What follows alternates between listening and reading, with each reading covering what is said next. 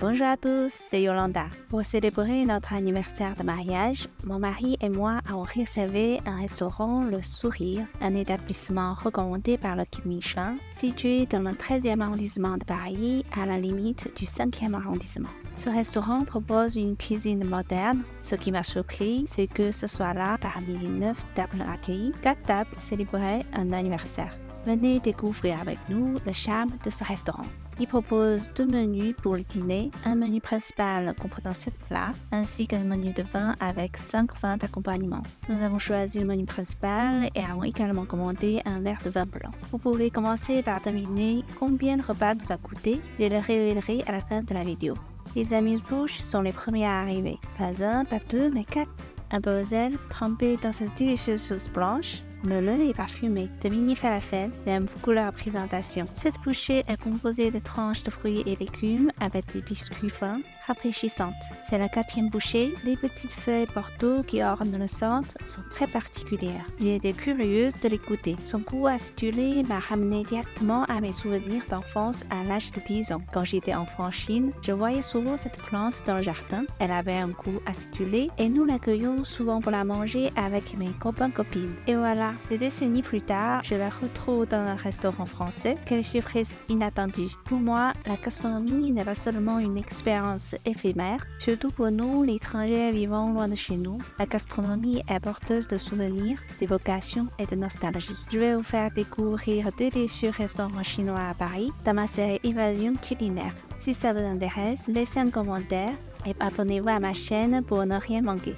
Les plats principaux sont servis. Le premier plat, tomate, vanille de Madagascar, fraise dream. La peau de glace de tomate sur le dessus est très spéciale, avec une saveur tomate, mais sans la sensation de légumes en bouche. Ici, vous avez des tomates en pickles qui ont été marinées dans du vinaigre de fraise et donc avec de caramel. Vous avez un sorbet vanille tomate, des feuilles de tagette, des tuiles de focaccia, une petite vinaigrette vanille tomate et eau de gazpacho, fraise tomate.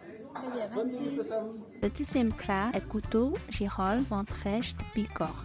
Alors ici, nous sommes sur un gâteau moelleux de girolles qui est recouvert d'une brioche à la farine de cèpe. Vous avez de la ventrèche de Bigorre sur le côté, c'est comme du lard fumé. Je recoupe des couteaux qui ont été cuits en marinière et d'une poêlée de girolles. Et là, je vous rajoute une sauce marinière cuite au piment argentin chimichurri. Le troisième plat est gnocchi, thon, burrata, caviar. Ici, vous retrouverez des gnocchis de pommes de terre avec de la burrata, une ventrèche de thon qui a été laquée au saké, soja, mirin et du caviar. Le quatrième plat est turbo de Bourdagne, petit pois, churros. C'est un turbo qui nous vient de l'agneau. Il a été travaillé en meunière. Le petit pois est l'accompagnement. Vous le retrouverez sous forme de purée et sous forme de poêlée, avec de l'algue kombu, de l'algue dulce, du pamplemousse et de la fleur de sureau. Ici, c'est un beurre blanc au sureau.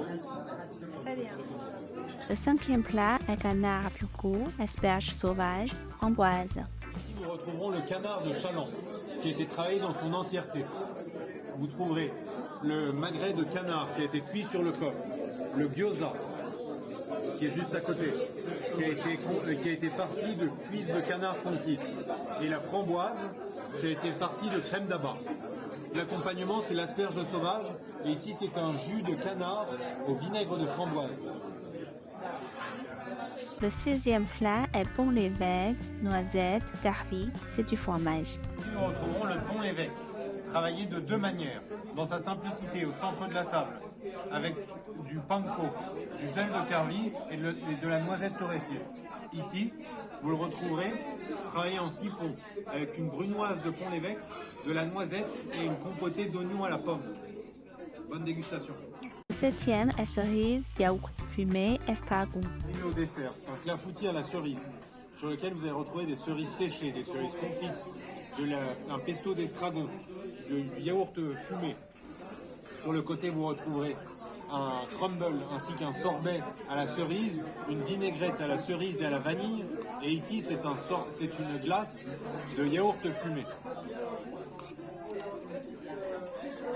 enfin les délicieuses milliardises pour terminer le repas emporté. Voilà, le dîner s'est terminé ici. Dans l'ensemble, ce restaurant gère très bien le rythme du service et les 3 heures de repas passent sans qu'on s'en rende compte. Ah oui, je n'ai pas filmé l'environnement car il y avait déjà de créanciers dans le restaurant à ce moment-là. L'intérieur du restaurant est décoré dans le style typique des restaurants français avec des banquettes en velours bleu et des tables de bar anciennes. Combien serez-vous prêt à payer pour ce dîner? Alors, le menu principal est à 79 €. Le menu avec les vins assortis est à 52 €, comprenant 5 vins différents en accord avec les plats. Les vins à la carte sont à partir de 14 € par verre. Au final, nous avons dépensé environ 100 € par personne pour ce repas. Qu'en dites-vous? Avez-vous deviné quel plat vous a le plus intrigué? Si vous appréciez ce type de vidéo culinaire, faites-le moi savoir dans les commentaires. N'oubliez pas de vous abonner et d'activer la clochette. On se voit dans la prochaine vidéo.